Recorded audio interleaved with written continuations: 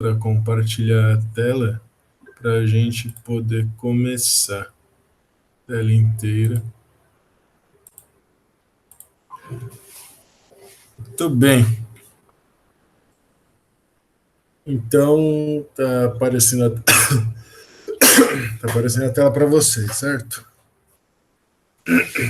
Então, hoje é dia 24, eu sempre confio. Hoje a aula é sobre indutância. E o que é indutância? Indutância é um exemplo. A gente viu semana passada, a gente viu a lei de Faraday. A lei de Faraday diz para a gente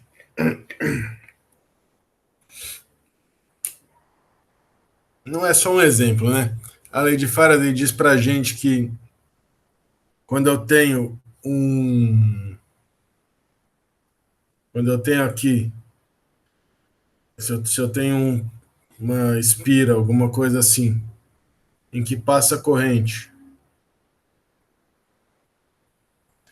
e aí suponha que exista um campo magnético nessa espira, né? Desculpa, no espaço. E aí esse campo magnético ele vai entrando, então ele vai furar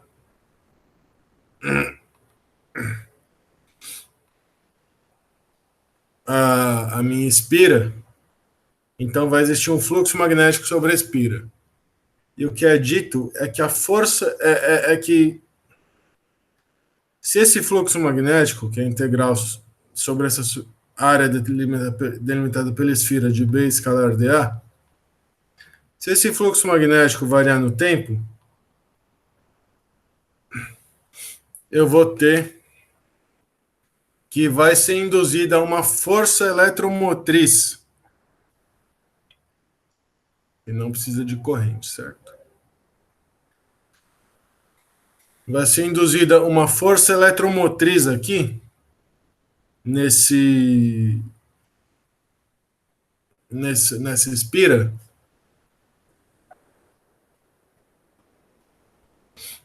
que é dada por menos dφdt. Essa força eletromotriz vai fazer com que ela vai tentar resistir à mudança de fluxo.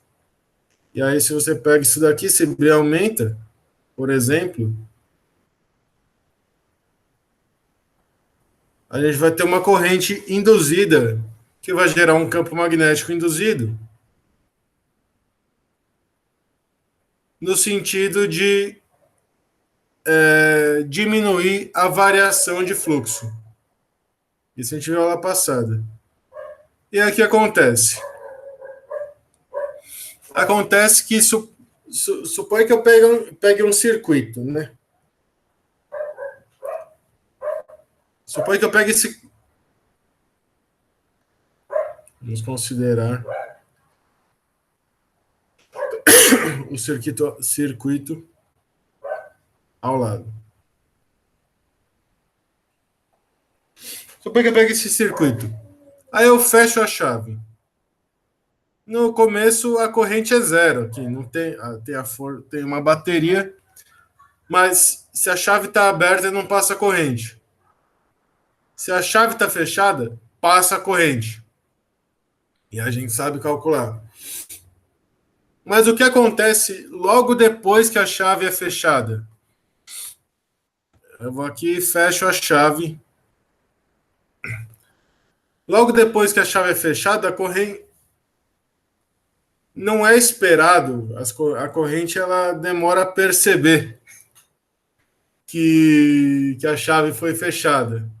Então não é esperado que a corrente ela passe diretamente, automaticamente, de zero até um valor I, né? Como se fosse um negócio assim, é zero, e depois aí, quando eu fecho a chave, não é esperado isso. O esperado é que a corrente saia de zero e atinja um valor I.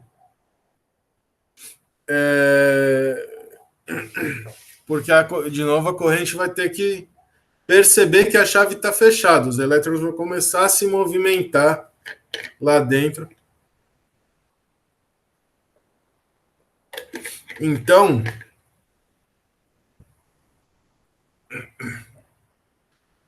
ao fechar a chave,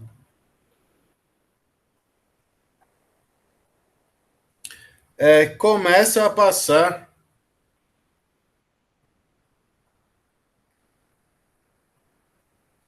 uma corrente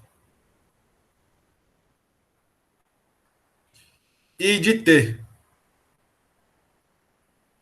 no circuito. Por que I de T? Porque, de novo, aqui está zero. Com a chave aberta e não passa a corrente. Quando eu fecho a chave, a corrente ela não vai fazer o tracinho preto. Ela não vai direto. Esse eixo é corrente. Ela não vai passar direto para o valor I. Ela vai crescendo até chegar no valor máximo dela, que é Y sobre R. Certo? Sobre R.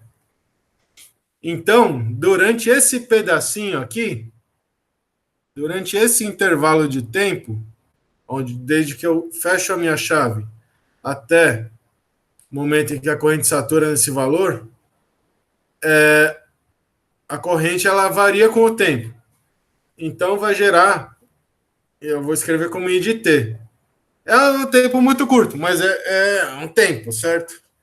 Então, essa corrente vai gerar um campo magnético, certo? Corrente gera campo magnético. Corrente sobre o. Isso não é nada de novo. Campo magnético. B de T. Que não é nada de novo, né? A gente está aqui, a gente sabe que esse campo magnético aqui vai ser gerado pela. A gente calculou até o campo magnético gerado por um fio. Nas aulas passadas, a gente calculou o campo magnético gerado pela lei de Biot-Savart, gerado por um fio não infinito. Então é gerado esse campo magnético. Só que olha só, né? Como a corrente cresce até chegar no valor epsilon sobre R que a gente conhece, como a corrente cresce, o campo magnético também vai crescer, certo?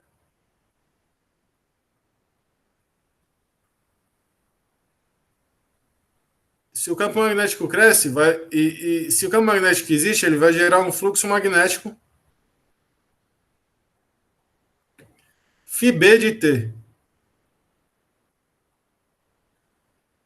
sobre a área da espira, sobre a área do circuito, né?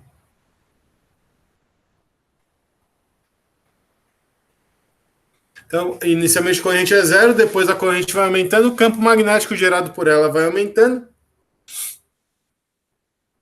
Do próprio circuito. A corrente é gerada pela bateria no próprio circuito e o campo magnético é gerado pelo próprio circuito. E aí ele vai aumentando, e aí o fluxo magnético, quando esse campo cruza a espira, vai aumentando também. Tudo depende do tempo.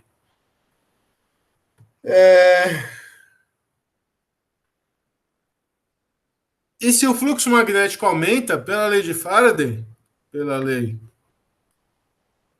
de Faraday,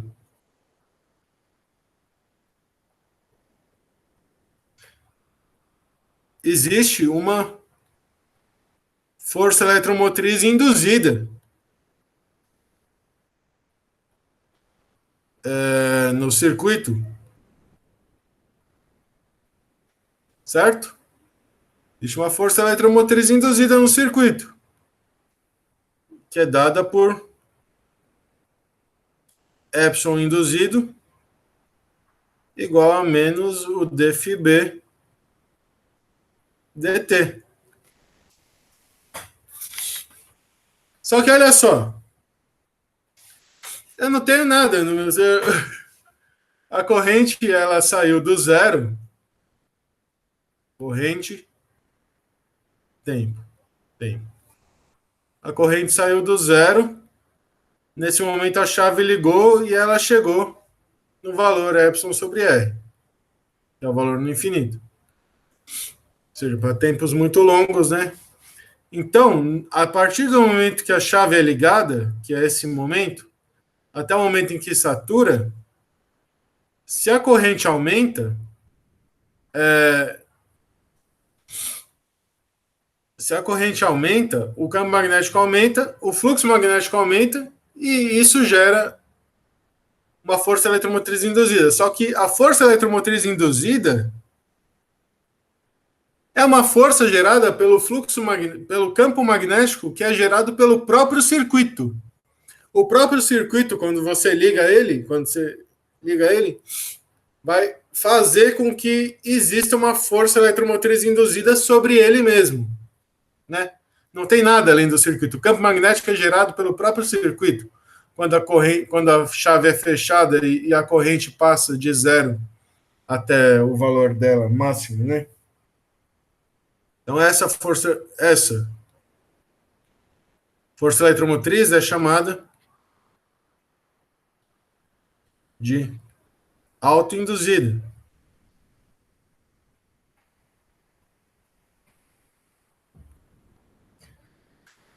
Porque ela é uma força eletromotriz induzida devido à variação de um fluxo magnético pela área do circuito, mas ela é induzida pelo próprio circuito, pela própria corrente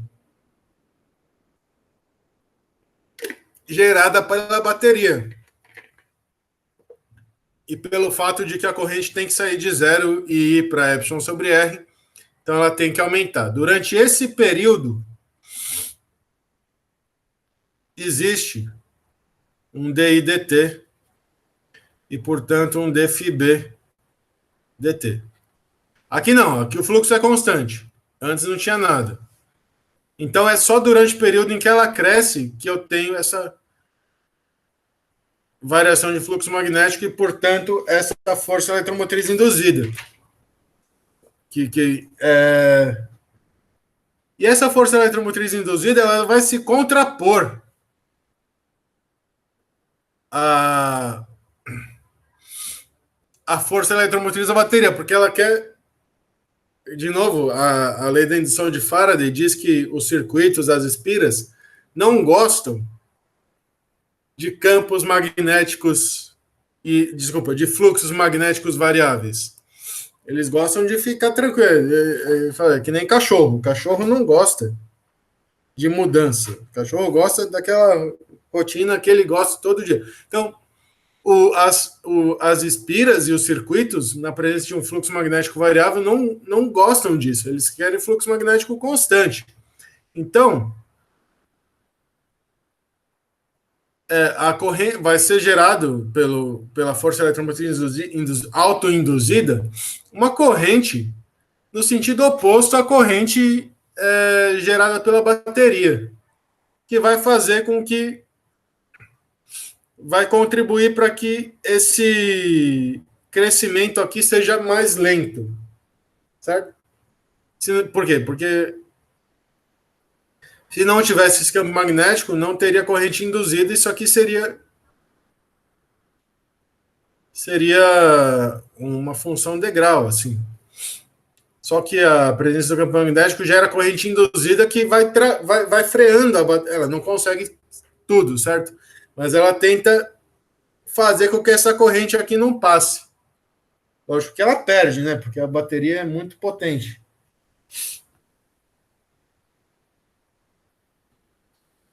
Essa força motriz, então, retarda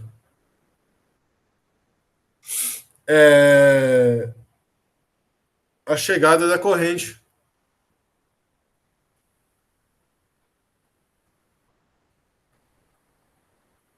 Em seu valor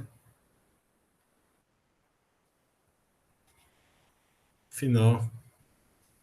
Epsilon sobre R, certo?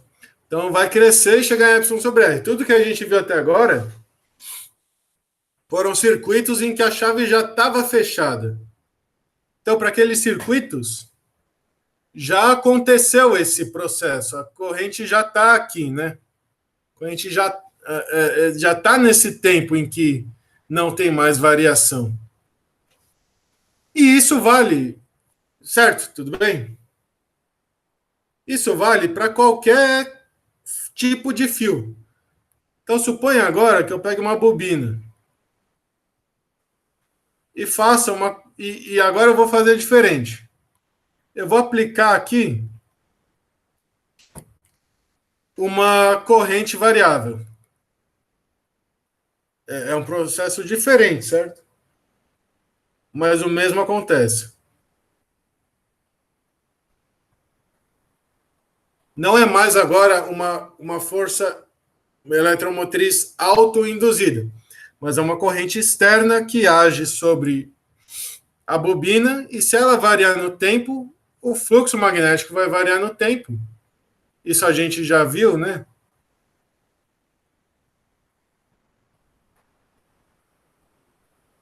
E se o fluxo magnético variar no tempo, vai ser gerada uma força eletromotriz induzida no sentido de diminuir esse fluxo pela lei de Faraday, em que passa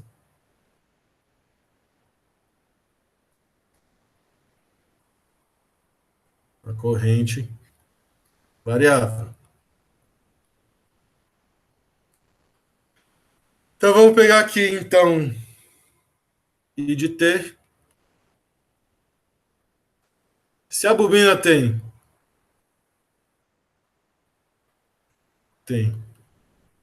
N voltas, né? E se φB de T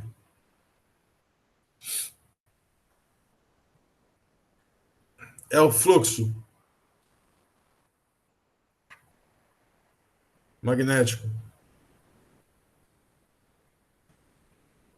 sobre uma das espiras da corrente, certo? A gente tem que a força eletromotriz induzida nesse sistema aqui, ela vai ser o menos dφB dt. Ela vai ser menos N vezes, né? Porque tem N espiras dφB dt.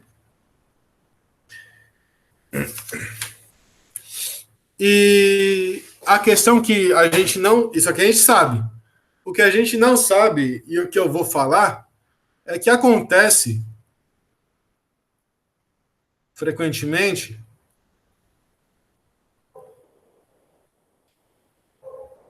de termos que essa força eletromotriz, e até esperado isso, certo? Essa força eletromotriz induzida ela é proporcional a menos a variação da corrente.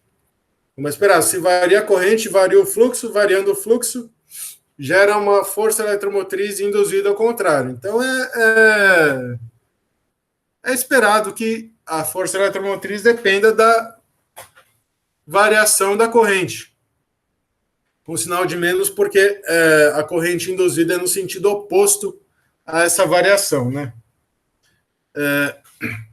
E acontece frequentemente dessa dependência ser linear, da força eletromotriz induzida ser proporcional a menos dI dt. E se isso vale, a gente pode definirmos a indutância. Só que agora é uma definição.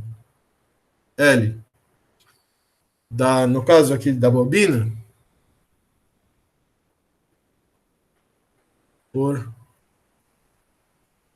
a gente pode escrever aqui então que L vai ser igual, né? A gente tem que colocar o sinal de menos, vai ser igual menos epsilon induzido sobre d e dt.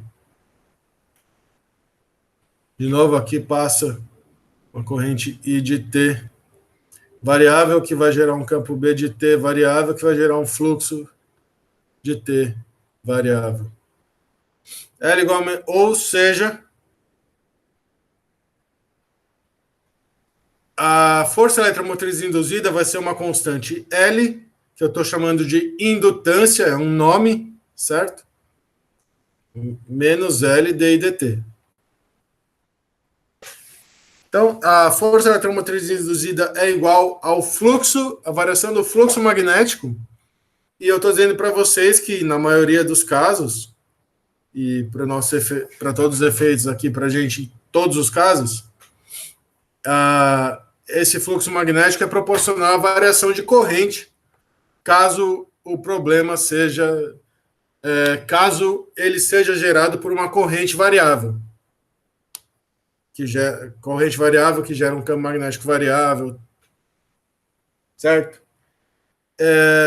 Tudo bem? Então, essa aqui é a minha definição de indutância.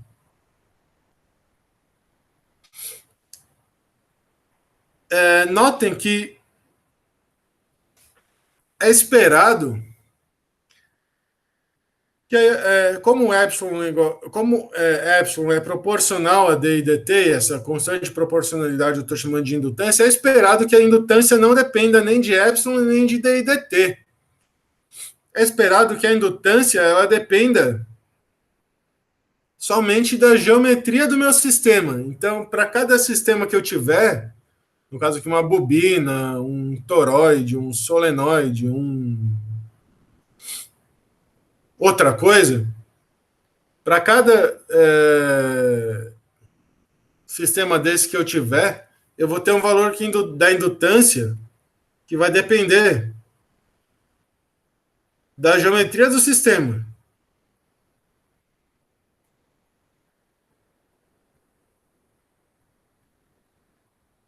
Ou seja, não vai depender do campo magnético, não vai depender da corrente que passa, não vai depender da força eletromotriz induzida, vai ser uma constante que depende somente da geometria do sistema. E essa expressão, né?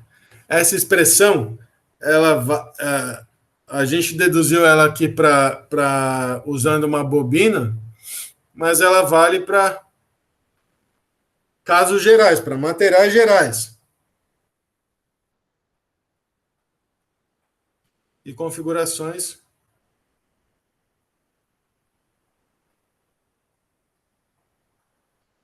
não apenas para bobinas.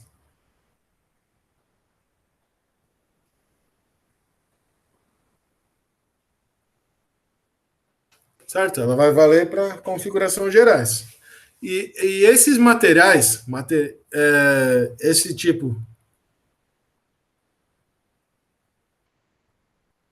de objetos, né?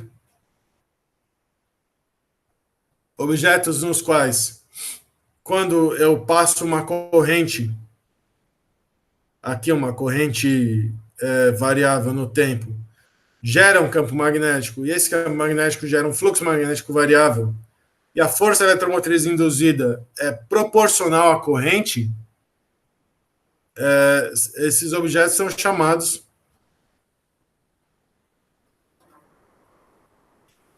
de indutores. Basicamente, o exemplo clássico disso é uma bobina, né? Que tem N espiras, quando passa o fluxo magnético, gera corrente variável na espira. E aí o que acontece é que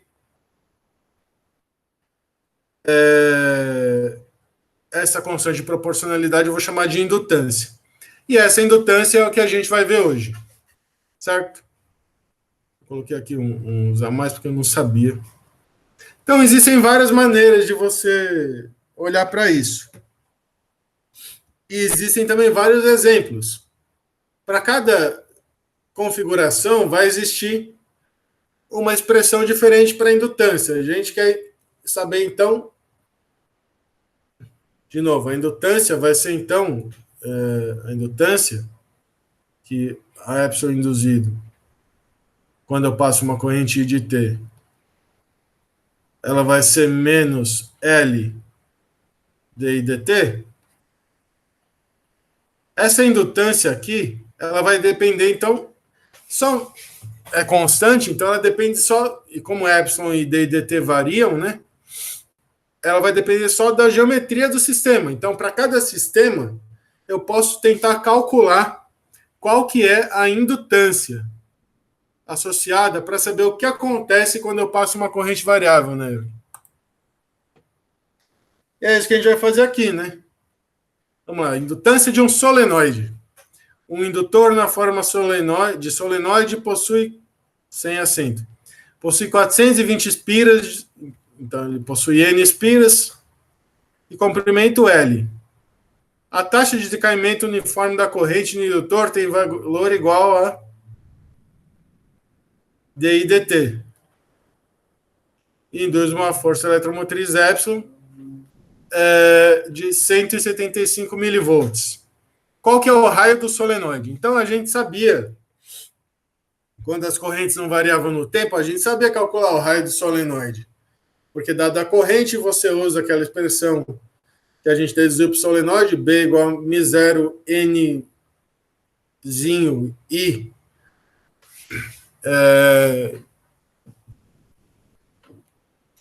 E aí a gente podia relacionar, se a gente soubesse o fluxo, a gente pegava e relacionava com a área, né? Mas agora tudo varia no tempo.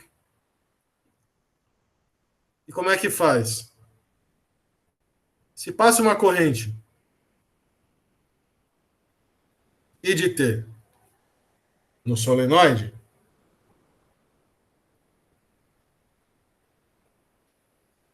isso vai gerar um campo magnético. Como a gente viu, né?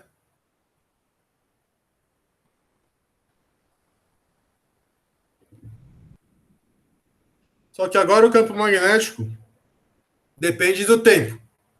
Mas ele continua sendo μ0 Nzinho. Nzinho agora é N sub L, né? μ0 Nzinho I de T. A diferença é que agora o campo magnético ele vai depender do tempo, porque a corrente depende do tempo, certo? Isso vai fazer com que o fluxo magnético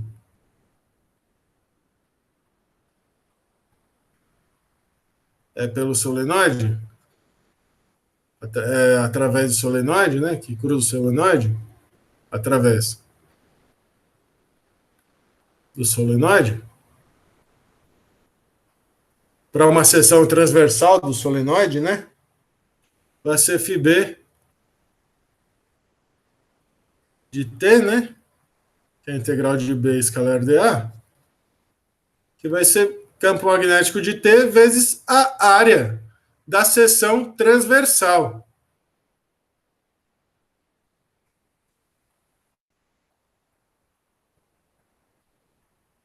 Da seção transversal. Ou seja, do disco, eu corto o solenoide. O solenoide é tipo um rocambole.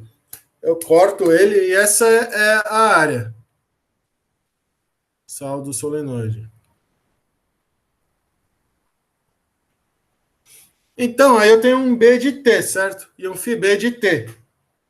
Então, isso vai me gerar um epsilon induzido, que é igual a menos dφB dt. O fato do campo da corrente variar gera um fluxo magnético que varia, e como o fluxo magnético varia, isso gera no solenoide, né, no fio enrolado do solenoide, uma força eletromotriz induzida, contrária, que vai gerar uma corrente contrária à variação do meu I de T, ao meu DI dt. E eu quero saber como que isso se comporta, né? Isso aqui vai ser igual a quê? Esse epsilon induzido, então, vai ser menos dφB dt, igual a menos A, que multiplica dB dt, certo? Então, aqui eu tenho que meu epsilon induzido vai ser igual a isso daqui. Gente, qualquer coisa vocês perguntam. Então, se eu tenho a corrente que varia no solenoide, né? A corrente passa assim, mas é um I de T. O campo vai gerar um campo magnético B de T, que é esse. A única diferença é que agora a corrente depende do tempo. Esse B de T, então, vai gerar uma variação, vai gerar um fluxo magnético no solenoide, que antes era constante, mas agora depende de T, que é B de T vezes a área do solenoide. E a força eletromotriz induzida pela lei de Faraday é menos dφ/dt, que vai ser menos a área vezes dB/dt. Então, força magnética induzida é menos a área vezes dB/dt. Só que o B de T, ele é μ0. B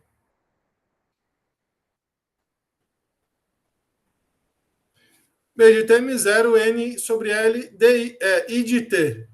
Isso aqui vai me implicar que o dB/dt ele vai ser μ0 N sobre L dI dt.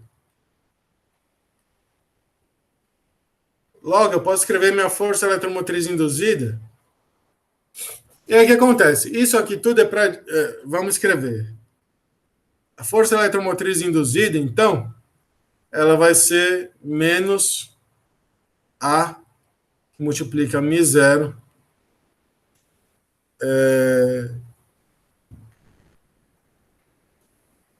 força...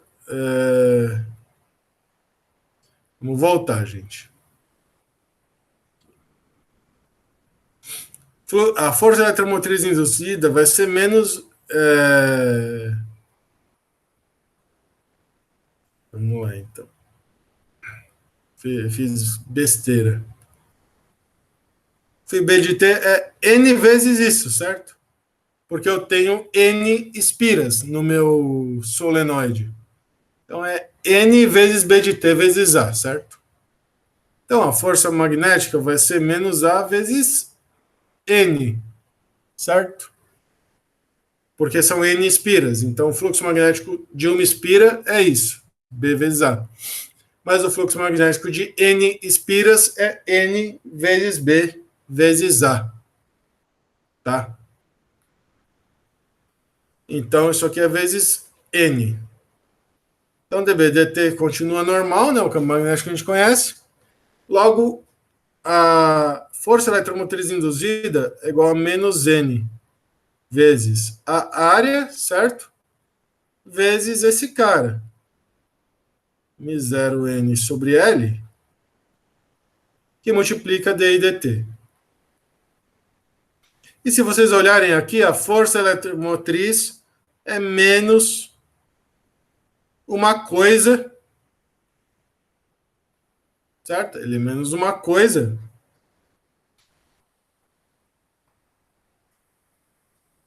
É menos uma coisa que multiplica dI dt. E essa coisa é uma constante. Então, eu fiz isso por um caso geral, certo? Eu pus um I de T que varia. Isso gera um fluxo magnético que varia. Aí ele vai depender de B de T. E aí eu consigo... B de T é proporcional à corrente. Então, a corrente aqui vai variar. Eu escrevo dB dt em função de dI dt. E daqui eu tiro, então, o epsilon induzido. Ele vai ser, no caso do solenoide, vai existir um L tal que é epsilon induzido igual a menos dI dt, L dI dt, para qualquer variação, de qualquer corrente variável, né? Onde L é esse cara aqui. L é esse cara aqui. É μ0 N quadrado A sobre L, certo? Essa expressão, μ0 N quadrado A sobre L, é a indutância do solenoide, ou seja, é a resistência do solenoide, não no sentido de resistor. Resistência no sentido de resistir. Ele é a resiliência do solenoide a variações de fluxo, a variações de corrente. Então, ele vai ser o quê? Ele quanto maior a indutância do meu sistema, que no caso aqui ela vai depender do número de espiras, da área do solenoide e do comprimento, quanto maior a indutância do meu sistema, maior é a força eletromotriz induzida pela lei de Faraday, dada uma variação de corrente. Então, maior vai ser a corrente induzida no sentido contrário. Quanto maior a indutância do meu sistema, mais o meu sistema vai ser, mais forte o meu sistema vai ser contra variações de corrente. Então, a indutância do meu sistema ela é uma medida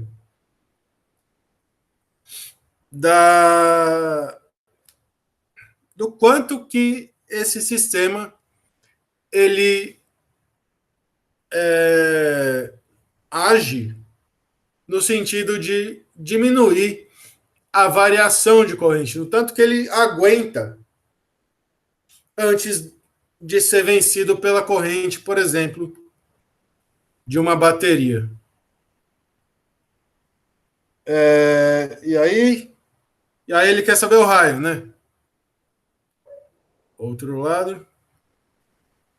Mas o importante é isso daqui, certo, gente? Isso aqui é a indutância do solenoide.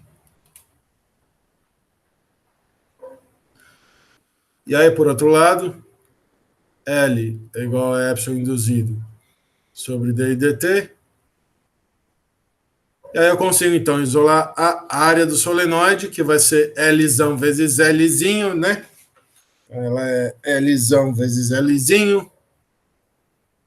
A área do solenoide vai ser Lzão sobre L vezes Lzinho sobre μ0 N quadrado. Multiplica menos epsilon, certo? Menos epsilon induzido sobre D e dt. Igual a π Rzinho quadrado. E aí o Rzinho é raiz quadrada desse negócio. Então, eu consigo calcular esse negócio. Eu consigo chegar e calcular a indutância e, portanto, os parâmetros geométricos do sistema passando uma corrente, quando passa uma corrente. Ou se eu tiver as características todas do meu solenoide, né? Área, número de espiras, comprimento ou densidade de espiras, eu consigo calcular a força eletromotriz induzida dada uma corrente que passa ou coisas do tipo. Tudo bem? E aí, o que é legal? Aqui a gente está falando, passa uma corrente dependente do tempo. Mas quando que passa uma corrente dependente do tempo? Vamos voltar. Uma corrente dependente do tempo passa quando eu ligo um circuito. Lembra? Que eu falei para vocês. Eu ligo o circuito, a corrente está do zero, aqui ela aumenta até chegar no valor platô dela, que seria epsilon sobre R. Né? E aí eu quero agora saber o que acontece aqui. Certo? E aí eu quero saber o que acontece na presença de uma bobina. Suponha que eu pegue um problema desse tipo. Então, antes, eu tinha aquela autoindutância. Tá para cá? Gerada pelo campo magnético da própria corrente. Agora suponha que eu tenho o mesmo circuito, mas eu coloque uma bobina. A gente viu que na bobina a indutância da bobina é dada por isso daqui. Né? Essa aqui é a minha indutância da bobina, do solenoide. Suponha que eu ponho um solenoide ali. no circuito. Eu prendo um fio, uma das pontas num do lado do circuito, a outra da ponta no outro lado do circuito, os fios continuam e formam essa estrutura bonitinha. E aí, então, olha só, quanto mais voltas eu der, maior a indutância do circuito. Desculpa, maior a indutância da bobina. Quanto mais fininho for minha bobina, que é o L pequeno, desculpa, quanto maior a minha bobina, maior vai ser a indutância dela. Mais resistente ela vai ser contra variações de corrente. Então, se eu tiver uma bobina razoavelmente forte aqui, com muitas voltas ou muito grande, de área muito grande, o que acontece é que se eu tiver isso, a autoindutância do circuito, que seria a indutância gerada pela força eletromotriz induzida pelo próprio circuito, lembra que eu falei no comecinho? Que seria gerada uma corrente induzida pelo próprio circuito, pelo fato de ter um campo magnético variável e um fluxo magnético variável, esquecendo que tem bobina. Então, tem um resistor. Então, gera um fluxo magnético variável, isso gera um campo magnético variável, e se gera um campo magnético variável, gera uma corrente induzida por causa de uma força eletromotriz induzida. Mas agora, isso aqui é um fio, certo? O circuito é um fio. Se eu pego esse fio e coloco aqui uma bobina que tem muitos fios, a indutância dessa bobina, o L daqui, é muito maior do que o L do circuito. Então, assim como eu fiz para o resistor, eu posso desprezar a indutância do fio em relação à indutância da bobina. Então, vamos resolver esse circuito, certo? Vamos supor que eu fecho a chave. Eu quero saber quem é I de T. Quero saber quem é I de T. Como é que eu resolvo? Fechei a chave. Se eu fechei a chave,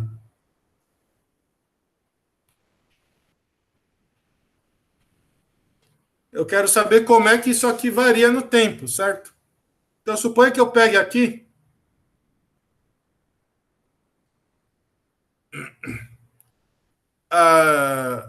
um ponto e eu aplique a lei das malhas aqui. Das malhas. Se eu aplicar a lei das malhas aqui, o que eu vou ter? Ó, comecei nesse ponto. Então, sobre epsilon, certo? Menos RI, menos o epsilon induzido, certo? Porque o epsilon induzido está sempre no sentido contrário ao do epsilon, certo? Então, isso aqui gera uma força eletromotriz com uma corrente contrária. Que não está uma corrente só, mas uma força eletromotriz freando essa daqui. Então, é menos epsilon induzido. Desculpa, mais epsilon induzido. O menos é mais epsilon induzida. O menos vai aparecer quando a epsilon induzida for menos a variação de corrente. Então, eu tenho epsilon aqui, eu tenho RI aqui, e aqui eu tenho um epsilon induzido, que é um epsilon que é gerado pela variação da corrente no tempo. Suponho que I seja I de T. Se I fosse direto constante, não ia fazer nada o indutor, certo? Isso é igual a zero, porque aí eu volto aqui e volto para o mesmo ponto. Como é epsilon induzido é menos L dI dt, e L é a indutância do meu bichinho aqui, pode ser um solenoide, pode ser outra coisa, eu vou aplicar aqui epsilon menos RI menos L dI dt igual a zero. E aí eu resolvi meu problema. Eu resolvi meu problema porque aí eu tenho agora uma equação diferencial dt, né? Mais R sobre L. I. menos epsilon sobre L igual a zero. Eu tenho uma equação diferencial, né? Eu tenho uma equação diferencial para minha corrente. E como todo mundo aqui já viu resolução de equações diferenciais, vocês concordam comigo que quando eu estou no circuito, o R contribui com RI, a força eletromotriz norma da bateria contribui com epsilon, constante, R contribui proporcional à corrente, e a força eletromotriz induzida do indutor vai contribuir com DI dt, né?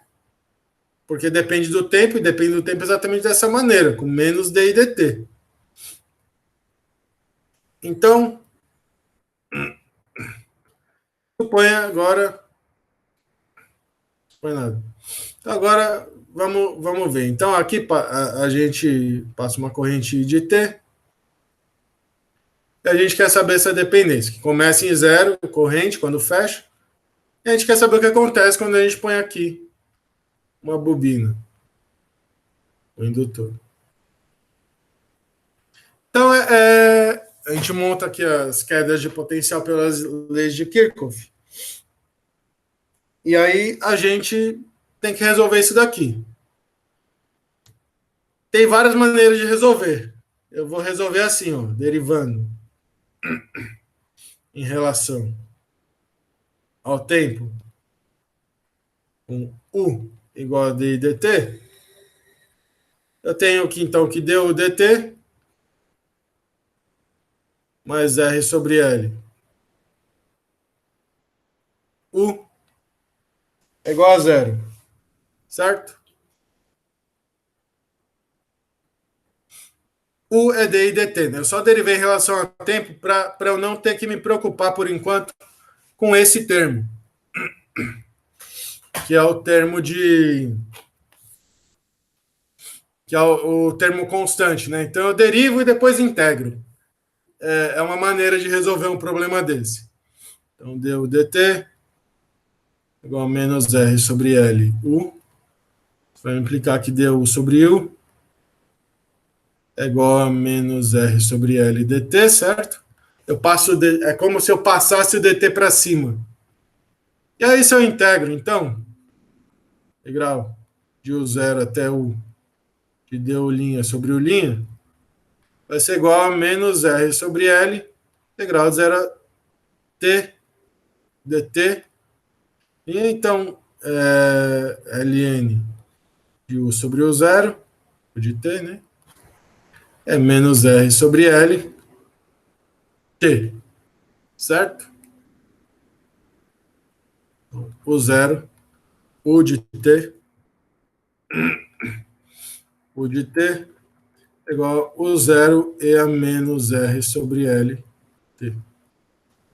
Certo? Resolvi meu problema. Tudo bem, vocês estão acostumados com esse tipo de dedução, certo?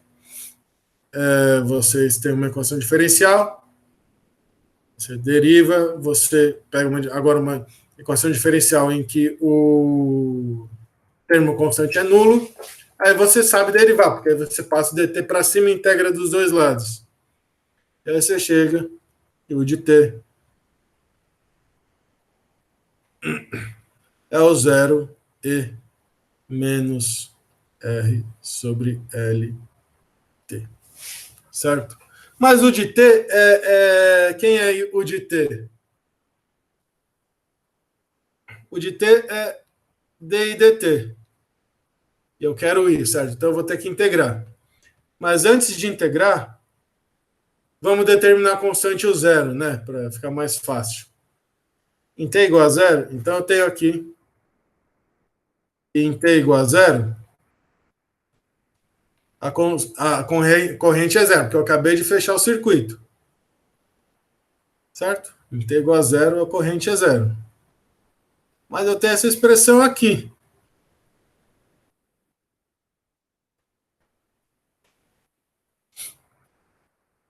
Em T igual a zero e igual a zero. Mas essa aqui é a expressão que eu encontrei pelas quedas de potencial, né? No resistor, que é, que é epsilon, aqui que é menos RI e aqui que é menos LDI dt. Então, para T igual a zero, isso aqui é igual a zero. Isso aqui vai implicar. Então, se I igual a zero, esse termo some. Certo? Então, o meu zero, que é DI dt, em T igual a zero, né? Ele vai ser igual, certo? Eu faço T igual a zero. Então, em T igual a zero, isso é zero. Então, isso aqui é epsilon sobre L. Certo, gente? Ele é epsilon sobre L. Então, o de T, ele vai ser epsilon sobre L exponencial de menos R sobre L T, que vai ser igual a DI dt. E aí agora eu faço a mesma coisa, certo? Então, I de T vai ser a integral de U de T dt de zero até T, certo? Só mudar a variável para T', vai ser a integral disso, então I de T, ele vai ser igual, então, a epsilon sobre L, vezes a integral de E a menos R sobre LT dt. Certo, gente? I de T é igual a isso. E aí, então aí vai cair um menos, então I de T, vamos resolver. I de T, aí cai L sobre R menos, certo? Isso aqui é menos epsilon sobre R, certo? Porque caiu aqui um L sobre R, né? Quando eu faço a integral. E a menos R sobre LT', onde T' vai variar agora de 0 a T. Então, isso aqui vai implicar que I de T é menos epsilon sobre R, E a menos R sobre L, T, menos 1. Né? Aí é só multiplicar por menos 1 isso aqui dentro para ficar bonitinho. E o I de T vai ser igual, então, a epsilon sobre R, que multiplica 1 menos exponencial de menos R sobre L, T. Certo? Certo. Então, eu vou definir a constante de tempo do meu sistema por tal, que é o cara que quer escrever T sobre tal, né? L sobre R. Isso vai implicar que I de T vai ser então epsilon sobre R, que multiplica 1 menos E menos T sobre tal. Então a gente vê aqui que o que acontece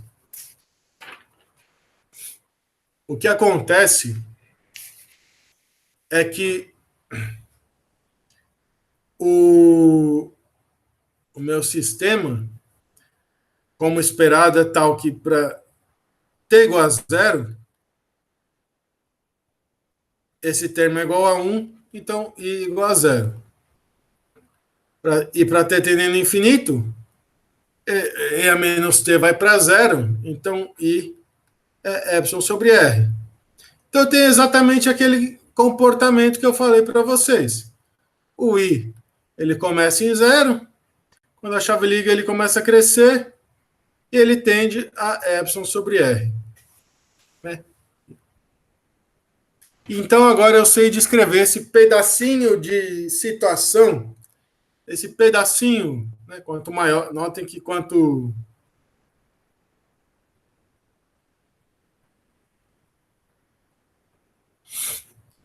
menor tal, mais, olha, quanto menor o tal, mais rápido essa exponencial decresce. Então, dada uma resistência, quanto menor a indutância, mais rápido a exponencial decresce. Mais próximo de uma função degrau, isso é. E quanto maior o tal, ou seja, quanto maior a indutância do meu sistema, mais devagar vai ser esse crescimento. Então, a indutância da minha bobina, quando eu coloco ela no circuito, ela de fato age retardando a chegada da corrente no seu valor limite, no seu valor estacionário. Certo? Certo, gente? Vocês estão me acompanhando? É importante que vocês estejam me acompanhando. Então, agora eu vou fazer o contrário. Suponha, então, agora que eu quero fazer o contrário. Eu estou na situação infinita. Eu estou na situação em que aquele está ligado, ele já andou infinito, né, um tempo muito grande. Então, agora vai passar aqui uma corrente. Opa, desculpa. Vai passar aqui uma corrente igual a epsilon sobre R, porque eu quero agora começar numa situação em que já aconteceu todo esse processo aqui. Já aconteceu todo esse processo e eu estou aqui, um tempo muito longo. Então, inicialmente, meu I zero vai ser epsilon sobre R. Só que agora eu vou fazer o quê? Eu quero agora ver o que acontece se eu coloco um ponto B aqui e eu desconecto a fonte. Se eu faço isso daqui, ó. E eu fecho esse circuito. Esse circuito aqui. Ou seja, eu tiro a fonte. Né? É como se eu realmente tirasse a fonte. Eu quero saber como é que esse sistema se comporta. Seria o equivalente no capacitor a descarregar o capacitor. Eu carrego com a fonte, eu descarrego sem a fonte. Como o indutor não se carrega, o que passa nele é corrente, eu quero ver o que acontece quando a fonte desconecta. Então, mudamos a chave de A para B. Certo? Mudei a chave de A para B. Então, de novo, como é que eu resolvo? Ou seja, quero considerar epsilon igual a zero. De novo, eu resolvo pelas leis de Kirchhoff. Pela lei das malhas, só que agora não tem fonte. Lei das malhas. Se eu começo aqui, eu vou ter aqui esse termo, que é menos L d dt, que a gente já viu. Né? Aí ele vem aqui, menos RI. Como não tem fonte, ele volta para o mesmo ponto igual a zero. Certo? d dt é igual a R menos, certo? Menos R sobre LI. Certo? Então, de novo, DI sobre I é igual a menos R sobre L dt.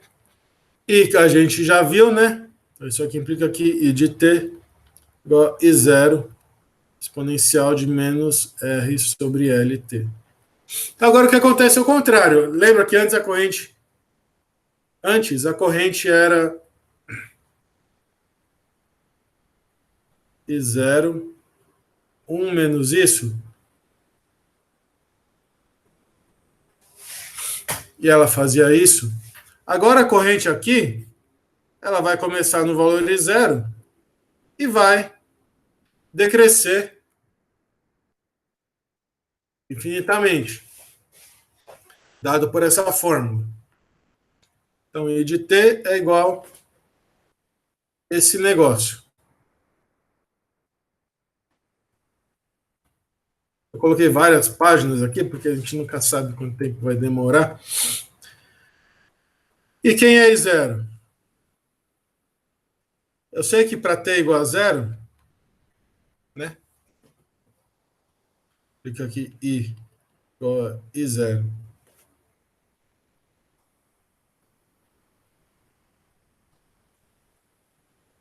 Que é igual. Para t igual a zero, eu não desconectei o meu. Para t igual a zero, eu estou aqui, certo? Para t igual a zero, eu estou com a chave fechada. Acabei de ligar. Então, o meu I0 vai ser o valor limite ali, que quando eu estava com a bateria ligada, que é Y sobre R. Né? Certo? Então, I0 é Y sobre R. Isso que eu vou aplicar aqui, I de T é Y sobre R e a menos T sobre tal. Lembrando que o tal é L sobre R. É a minha constante de tempo. É o tempo característico do sistema. Né? É o tempo característico do sistema. O tempo de decaimento ele é medido em relação a tal. Certo? Tá, quando é que divide por 2? Ah, vai depender de tal. Quando a corrente cai pela metade, por exemplo. Isso aqui é o equivalente da descarga do capacitor. Isso aqui é tal que se T tende a infinito, o I tende a zero. Certo? Porque não tem fonte, em algum momento, esse fluxo magnético, essa corrente que o indutor fica segurando aqui, agora o indutor está fazendo o papel contrário, certo? Antes o indutor estava impedindo que a corrente da fonte aumentasse. Agora o indutor ele está impedindo que o fluxo varie. Ele está impedindo que a corrente no sistema diminua. Né? Ele está agindo contra sempre a mudança de fluxo. Então ele está impedindo que a corrente do sistema diminua. Né? Ele está agindo no sentido contrário. Quanto maior L, mais devagar essa corrente vai diminuir. Entendido?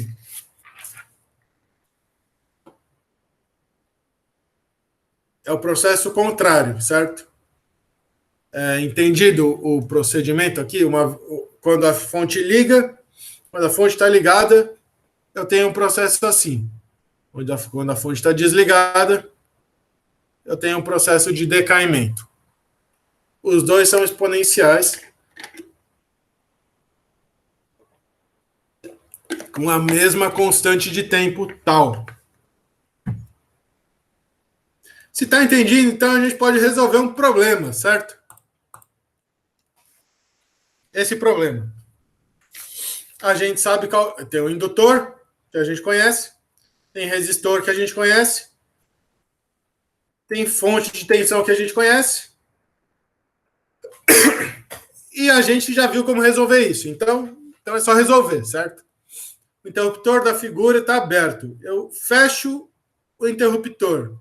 E eu quero a corrente em função do tempo. A corrente no indutor e a corrente no interruptor, que é igual a corrente que passa pela fonte aqui. Certo? E o que eu faço? Eu aplico as leis de Kirchhoff.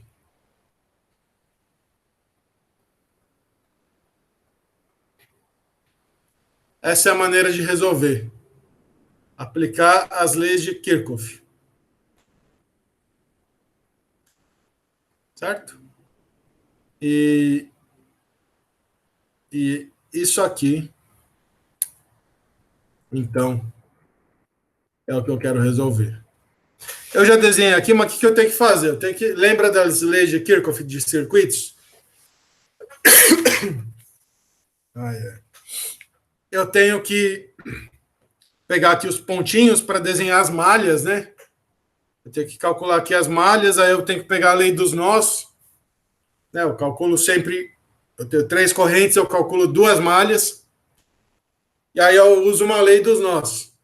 Aí fica 3 equações para 3 correntes. E aí eu resolvo. E aí você faz do jeito que você quiser.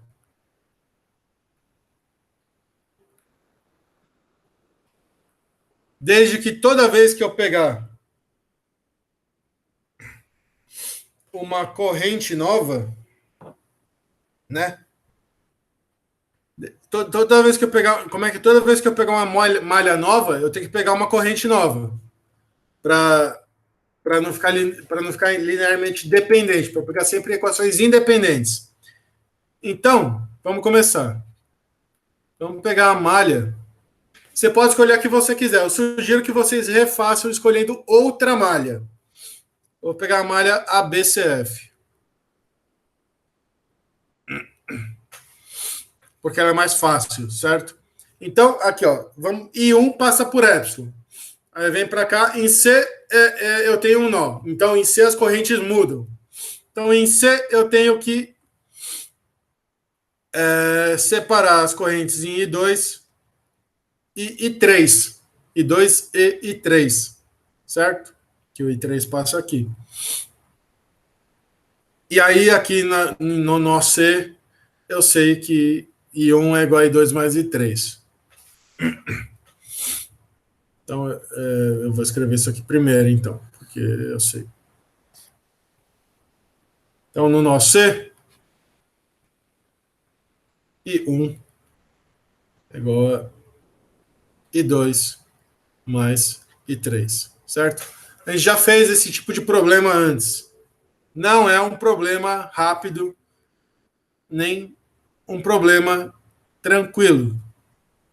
Mas é só ter paciência, certo? Vou chamar isso aqui de equação 1. Aí eu vou pegar essa malha aqui. ABCF. Então aqui eu tenho epsilon menos R e 1 menos R e 2 igual a zero, certo? Porque está fechado aqui. Certo? Epsilon menos R e 1 igual a zero. Se eu chamo x igual a epsilon sobre R, que nem a gente fez outra vez, isso vai implicar que I1 mais I2 é igual a x. Certo? Isso aqui eu chamo de equação 2. Eu vou ter a minha equação 1, que eu tirei da lei dos nós.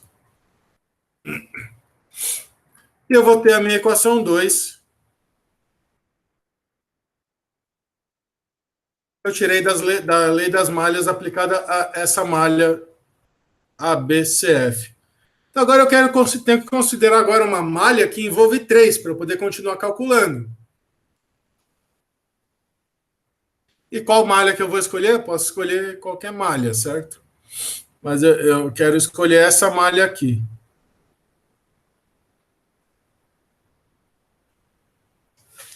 Malha. Por quê? Porque eu quero, certo? Malha A, B, D, E.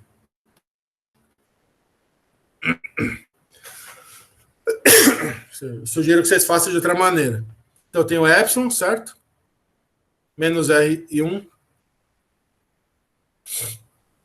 Menos. Aqui é I3, certo? Aqui é o I3 que passa. Menos 2R e 3.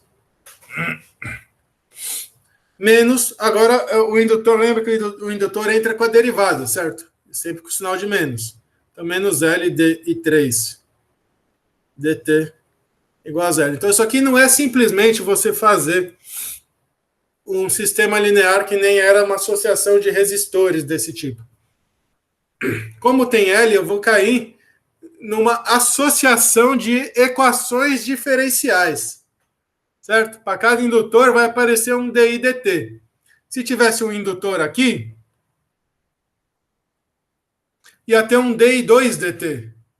Aí se eu pusesse um indutor aqui, ia ter um DI1 dt. Sorte a minha e sorte a de vocês que eu não pus, certo?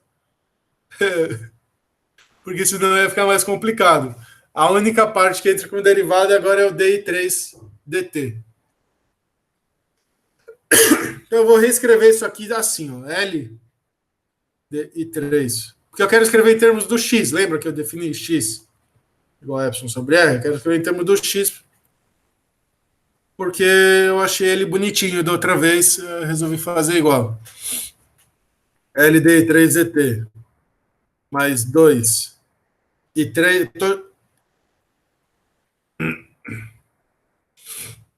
L sobre R, certo? Eu vou dividir por R e multiplicar por menos 1, certo? Mais 2 e 3 mais e 1 é igual a X. Acertei? Acertei. E essa é a minha equação 3. Tudo bem? Então, da equação 1, eu tiro que I1. Desculpa, eu tiro que I1 menos I2 é igual a I3. E aí, como eu tenho que I1 mais I2 igual a X, da equação 2, eu posso somar isso daqui, né? Que nem resolve o sistema linear. Eu tiro que 2 e 1 igual a I3 mais X. Certo? Então,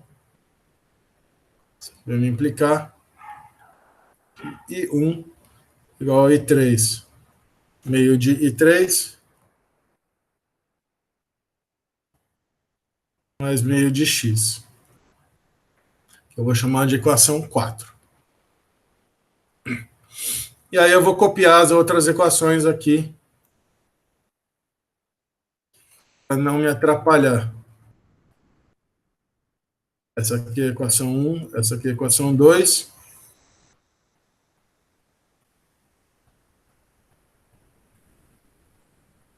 E essa aqui é a minha equação 3.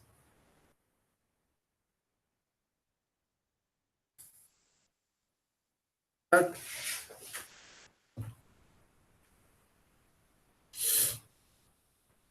Vamos lá, eu usei 1 e 2 para escrever 4. E aí você vê, eu quero ir 3 primeiro, porque é 3 que depende de D e 3DT. Então, eu tenho que calcular aqui a derivada aparece em I3. Então, eu quero uma equação só para I3. Então, eu tenho que a equação que eu usei, que eu encontrei aqui, ela é tal que se eu substituir I1, eu consigo escrever tudo em função de I3. Então, se eu substituir indo a equação 4 na equação 3, eu vou ter então que L sobre R de I3 dt. Eu digo que eu acertei porque eu preparei aqui, mas é muito fácil errar sinal nessas coisas. Muito fácil mesmo. Então, vocês precisam, porque tem um monte de sinal aqui, aí você faz as regras aqui, aí depois tem que fazer somar, subtrair e tal, é fácil errar. Então, L D3ET mais 2I3 mais meio de I3 mais X, que é esse cara aqui, né? O I1 é igual a X, certo? E aí agora tá mais bonitinho. R sobre R de I3DT mais 2I3. Não. É 5 meios, certo? 5 meios de I3 é igual a X menos X sobre 2 é igual a X sobre 2, certo? Então agora eu consegui. Consegui resolver o meu problema. Certo? Eu só vou multiplicar para deixar bonitinho. Ó, eu vou multiplicar assim, ó, 2 quintos. Multiplica tudo por 2 quintos. Porque eu quero separar uma constante de tempo aqui. Mas I3 é igual a X sobre 2. Então, se eu defino isso daqui, então eu vou... Certo, vocês estão me acompanhando, né? Eu vou copiar isso daqui. E essa equação que eu cheguei substituindo 4 e 3 e resolvendo. Essa equação, eu cheguei nessa equação já resolvendo a lei dos nós em C, e a lei das malhas aqui, e a outra lei das malhas aqui. Então, fazendo isso, eu encontrei uma equação diferencial que eu já resolvi, a gente acabou de resolver uma equação diferencial desse tipo. Então, se eu chamar isso aqui de tal,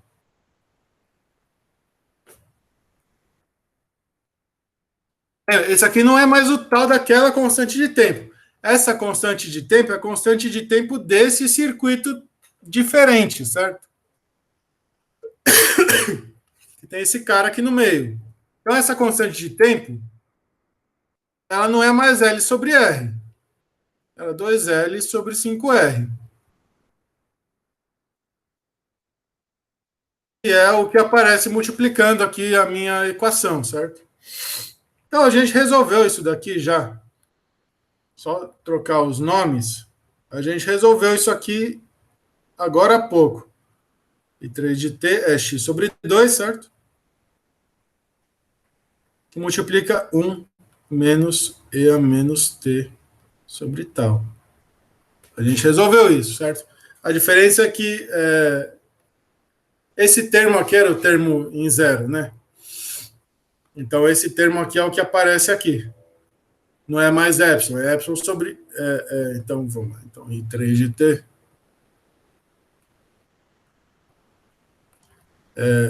epsilon sobre 2r, certo? 2r? Não, desculpa, gente. Vamos lá. Eu falei que é fácil se confundir. Vamos voltar aqui. Eu multipliquei aqui por 2 quintos, certo? Multipliquei por 2 quintos. Se eu multipliquei por 2 quintos, então isso aqui não é mais x sobre 2. É x sobre 5. É fácil se confundir, tem que prestar atenção, porque essas leis das malhas, elas são sapequinhas. Elas tendem a atrapalhar a gente se atrapalha fazendo isso. Então, então aqui é x sobre 5 também.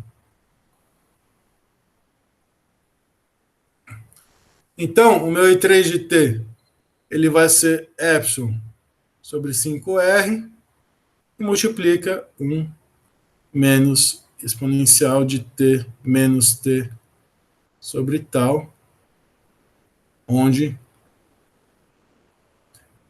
tal é 2L sobre 5R. E 3 de T, então, é a corrente. Corrente que passa no indutor.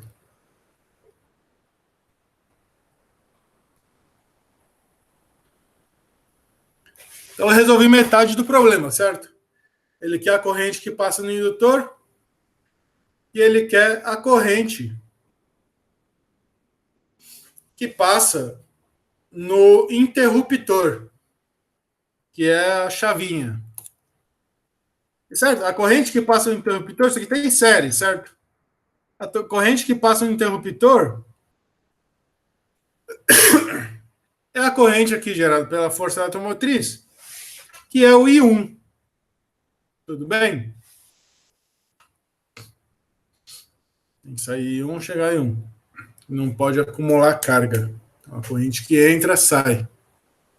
Certo? Então, a corrente que passa. Então, eu sei que eu quero saber a corrente. Então, I1 passa no indutor? Não, no interruptor. Mas eu tenho uma equação para. Eu tenho I3, certo? I3 eu já encontrei. Se eu voltar aqui, eu tenho uma equação, que foi a equação 4 que eu encontrei, que é que I1 é meio de 3 mais meio de x. Certo? A gente encontrou. O problema dessas lousas é que elas são pequenas, então tem que ir e voltar, isso atrapalha. Isso é meio que multiplica I3 mais x, onde x igual a epsilon sobre r. Então, eu já resolvi a equação diferencial, certo? Então, I1, em termos de 3, é só substituir. I1. Então, eu vou fazer assim. Ó. Eu vou copiar isso. Vou copiar isso e vou resolver numa próxima página.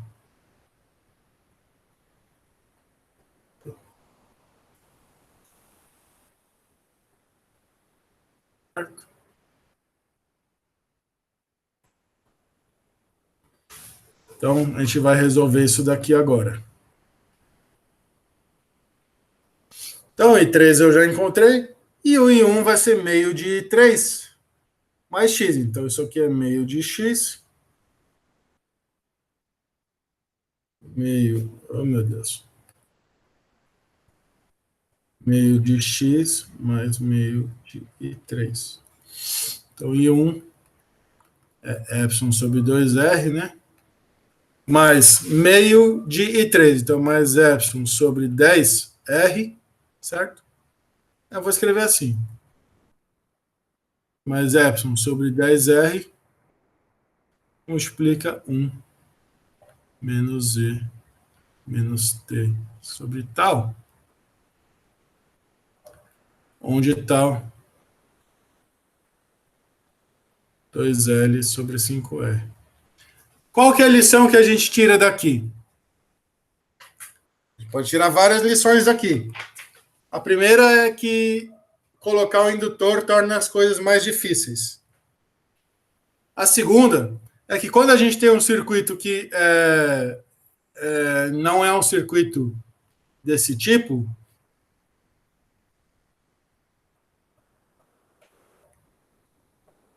quando a gente tem um negócio mais complicado, a constante de tempo muda, só que é diferente de L sobre R, certo? E o termo que multiplica a minha corrente também muda, isso aqui é diferente de epsilon sobre R. Mas eu consigo resolver. Se eu tiver mais de um indutor, eu também consigo resolver. Mas é mais chatinho, porque eu vou ter várias derivadas de várias correntes diferentes. Então vamos primeiro resolver um indutor para depois ver se vale a pena investir em mais indutores. Tudo bem, gente? Vocês entenderam como aplicar as leis de Kirchhoff em um problema que envolve indutores e não só uma associação de resistores? Vocês Sim, então, Oi? então, professor, o tal vai ficar mais ou menos como se fosse vai ficar como se fosse uma coisa média para o sistema todo, para o circuito todo. Desculpa, não entendi. Como assim uma coisa média? Não, ele não vai ser só para o indutor, não vai ser só para o indutor, ele vai ser como se fosse tivesse distribuído para o sistema todo, para o circuito todo. O que? O tal. O tal vai. Porque olha só, a existência do indutor ela faz com que isso aqui contribua com menos LDI 3DT, certo? Ela contribui dessa maneira nas leis de Kirchhoff. Mas todos os outros aqui, eles vão ser equações lineares. Então, o fato de isso aqui, o D3DT, né, ele vai agir colocando uma dependência temporal no meu sistema. Então, se a corrente I3 varia, eu olho para cá, I1 igual a I2 mais I3, I1 e I2 não podem ser constantes. Então, I1 e I2 também variam. Em particular, I1 varia. E se eu tiver um indutor, isso que você falou é verdade. Se eu tiver um indutor só no meu sistema, então a constante de tempo vai ser a mesma. Todas as correntes elas vão se comportar com. Se elas variarem no tempo, elas vão variar dessa forma. A constante de tempo vai ser a mesma. Tanto que a gente viu aqui, né? O I1 também, a constante de tempo é a mesma. Por quê? Porque tem um indutor só. Tem só uma coisa que um indutor que entra nas leis de Kirchhoff na forma de derivada. Então vai aparecer DI3DT. Note que isso não é mais verdade se eu tivesse um indutor aqui, certo? Adicional. Se eu tivesse mais um indutor aqui, isso aqui entraria como menos o L1 DI1 DT. E aí seria mais complicado, porque eu teria duas constantes de tempo agora. Uma associada a L1 sobre R e outra associada ao L3 sobre R. Porque a minha constante de tempo ela depende da resistência, no caso da associação de resistências de alguma maneira, e ela depende da indutância do indutor, do L. Se eu tenho dois L's agora, dois indutores de L diferente, eu vou ter duas constantes de tempo. Eu vou ter um A exponencial de menos T sobre o tal 1, mais um B exponencial de menos T sobre tal 2. E note que o fato de ter isso daqui muda para mim qual que é o tal desse. Eu não posso calcular separadamente o tal de I3 e o tal de I1. Vai ter um monte de equações aqui, de maneira que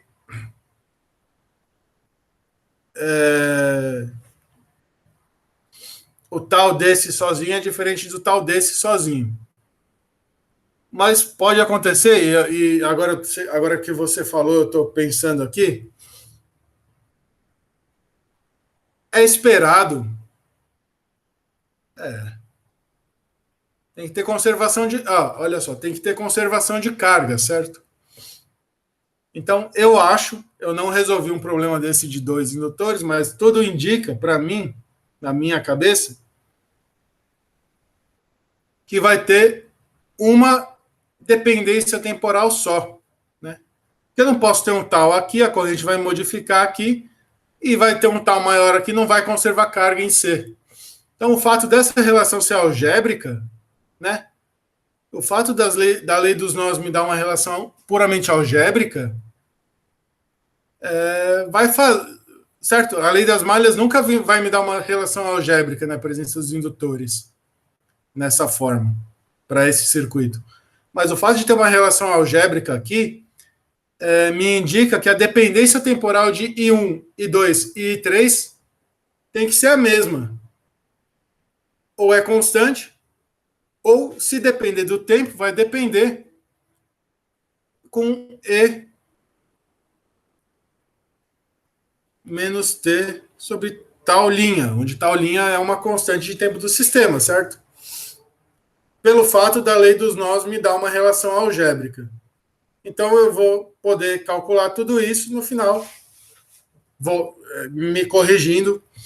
No final, eu vou ter um sistema com uma única constante de tempo, mas essa constante de tempo vai depender dos ingredientes do meu sistema, vamos dizer assim. Mas sim, o que acontece é que a variação temporal. Não sei se eu respondi sua pergunta. O que acontece é que a variação temporal ela vai ser a mesma para todas as correntes. Ou a corrente vai ser constante, né? Ou a corrente pode ser constante. Embora não me pareça possível ser constante, mas pode ser que seja. Então, beleza, gente. Então, dá para resolver indutor. Eu coloquei um monte aqui que achei que ia ficar grande. Indutores. Eu queria falar uma última coisa. Lembra que é muito parecido com capacitor aqui, a construção. Só que o capacitor, ele envolvia campos elétricos. Lembra? Capacitor, eu tenho um capacitor de placas paralelas. Dentro dele tem um campo elétrico. Então, no capacitor, eu associo uma densidade de energia referente ao campo elétrico dentro do capacitor. No indutor, eu tenho um campo magnético. Ele percorre assim, está fazendo assim, né? Então, tem um campo magnético. Dentro da minha bobina, tem um campo magnético aqui dentro. Dentro do meu solenoide, o que quer que seja o meu indutor. Então, se eu tenho um campo magnético, eu vou associar. Vai acontecer, da mesma maneira que a gente fez para o capacitor, de eu ter uma energia armazenada no indutor. Uma energia, agora não mais uma energia elétrica, mas uma energia magnética, uma energia do campo magnético. E a gente vai fazer isso. Deixa eu apagar os desenhinhos aqui. Então, vamos escrever a lei das malhas. Epsilon menos RI menos L dI dt é igual a zero. Eu quero agora transformar isso numa equação que me mostre variações de energia do sistema quando eu passo uma corrente. Só que não dá, porque I é corrente, é derivada. Então eu posso calcular a potência, né? Eu posso achar uma relação entre a potência que, lembra? Potência que passa aqui é epsilon I. Potência que passa aqui é RI quadrado. E a potência que passa aqui eu não sei. Então, se eu multiplicar por I todos os meus... a minha equação, então aqui é epsilon I menos RI quadrado menos LI DI dt é igual a zero. Epsilon I menos L quadrado menos L...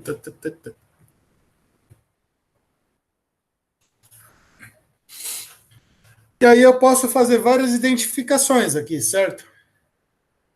Essa aqui é a potência fornecida pela bateria.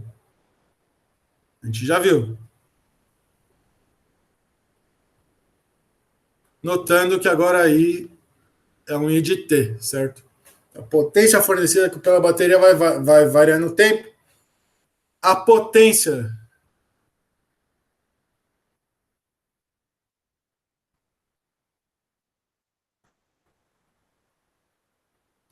transmitida ao resistor e dissipada no resistor é RI quadrado. Nota que epsilon I deu energia para a bateria, deu energia que foi absorvida, vamos dizer assim, pelo resistor, foi para a energia interna do meu resistor. Então é potência olha só, é potência fornecida pela bateria, potência transmitida para o resistor. Então isso daqui só pode ser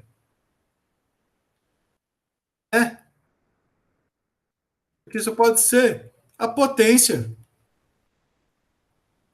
que a bateria transmite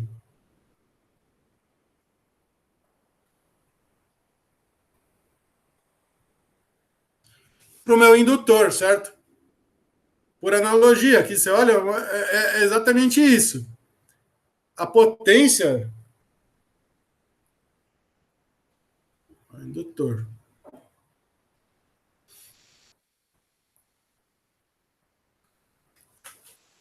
A potência transmitida do indutor, então, se eu olhar aqui, é essa daqui.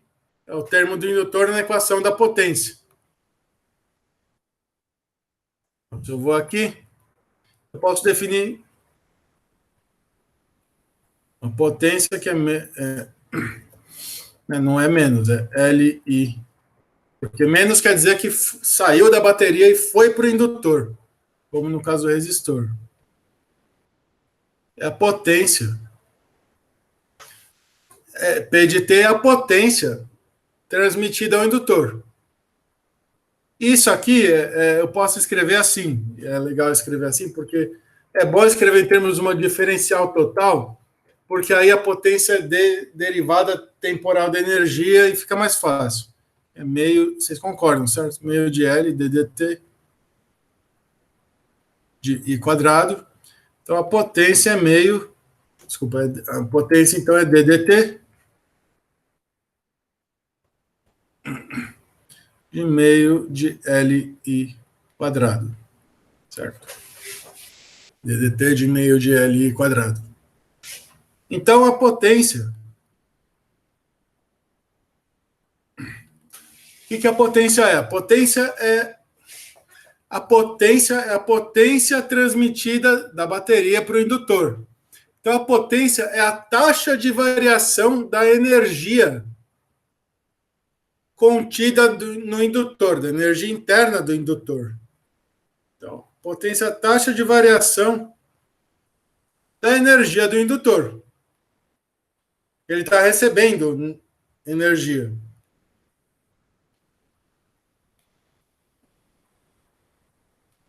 E como se não tem corrente, não tem energia, porque o indutor porque depende da derivada, certo? Então, se não tem corrente, não tem energia, então a minha energia armazenada no indutor, ela é meio de Li quadrado, né? Certo? Essa é a energia armazenada no indutor.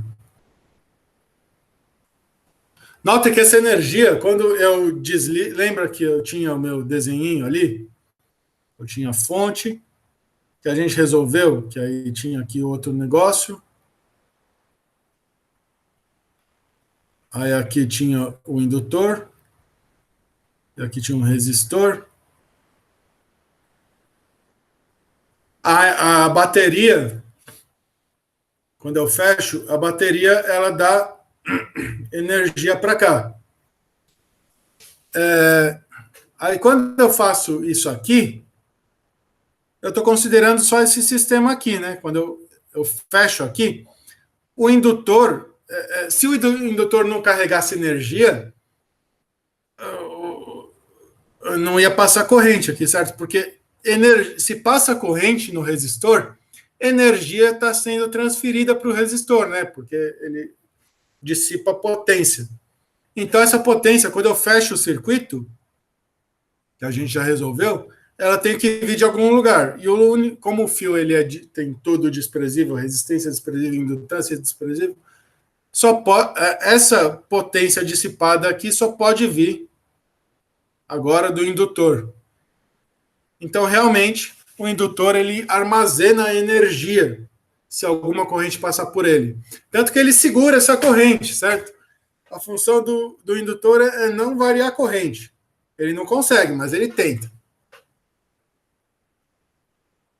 A função do indutor é não variar a corrente. Então, quando eu carrego com a minha fonte, quando eu aumento a corrente do sistema com a minha fonte, fica uma energia no indutor que mantém essa corrente no circuito.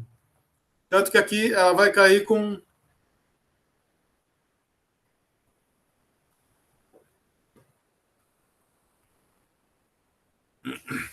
Ela vai cair dessa forma, a minha corrente, quando eu desligo a chave da bateria, né?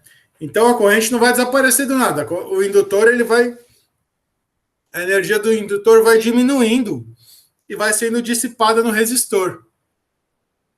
Certo? Certo. Então agora vamos ver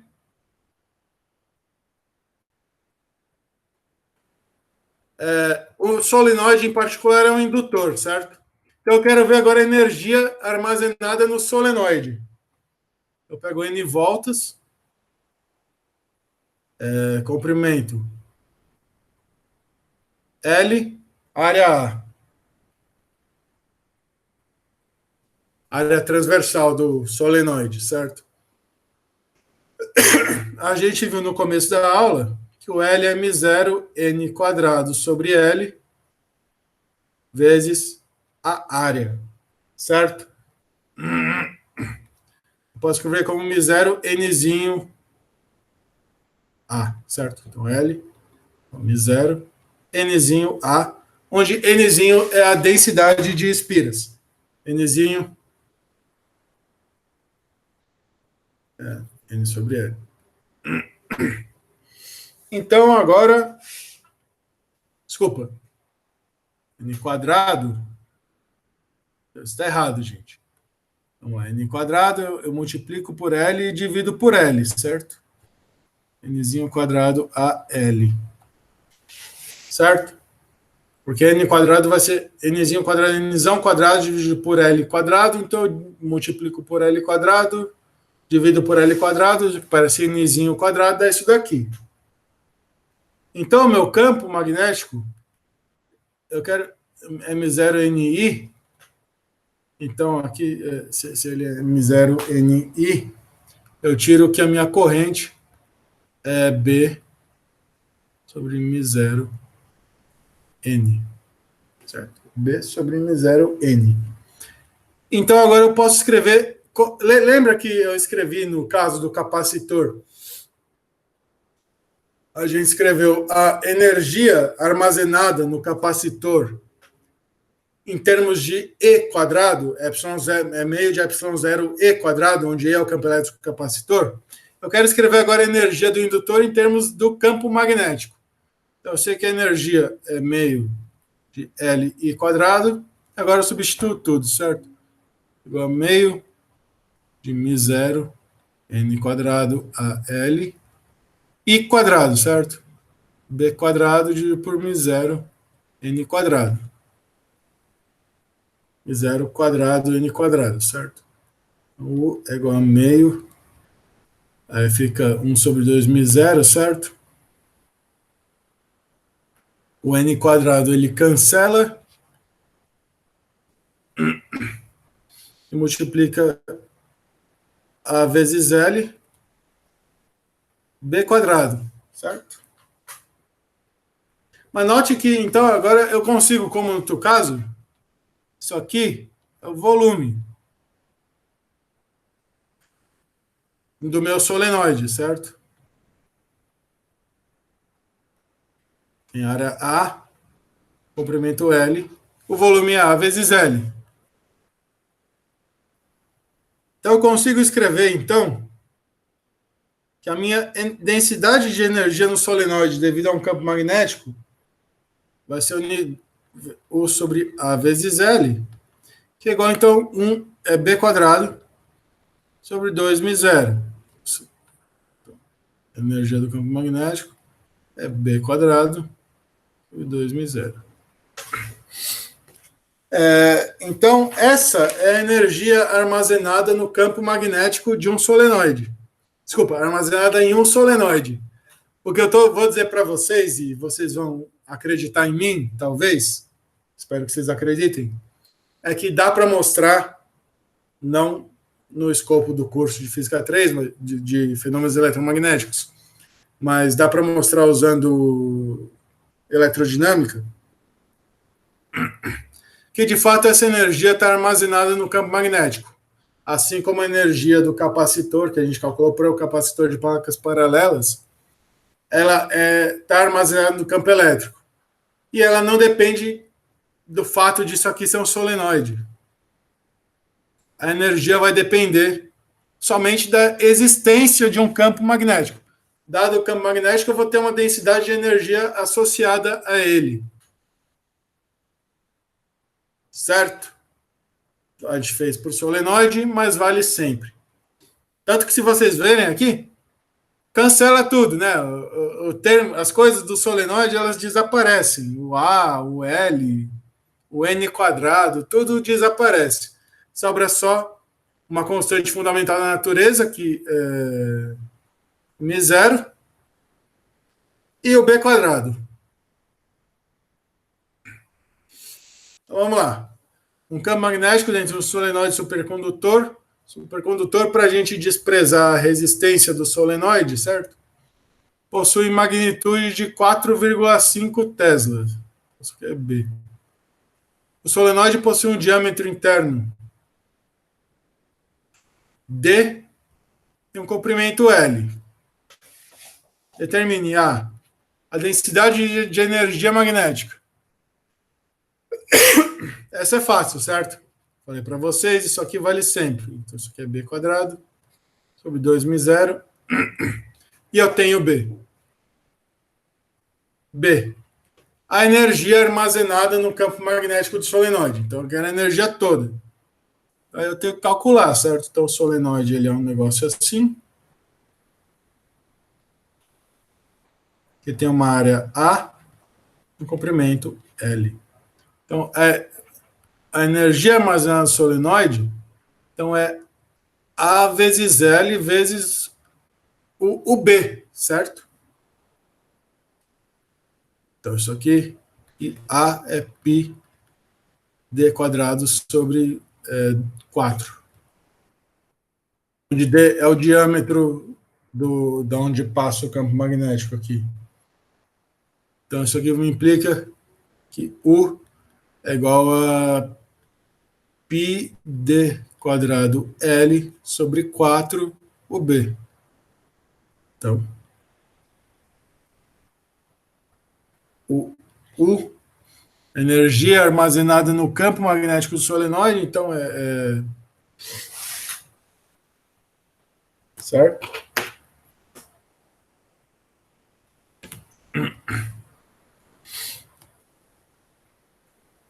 Π d quadrado L, certo? Eu tenho de 2μ0, 8μ0, B quadrado, certo? Essa aqui, então, é a energia magnética armazenada no campo magnético do solenoide. E era isso que eu tinha para falar hoje, gente. Eu espero que vocês tenham aproveitado. Aí a aula que vem a gente vai fazer exercícios disso. Eu vou procurar exercícios que sejam exercícios representativos da matéria e exercícios que sejam mais complicadinhos para a gente poder brincar de resolver exercício. Tá bom? Tá bom.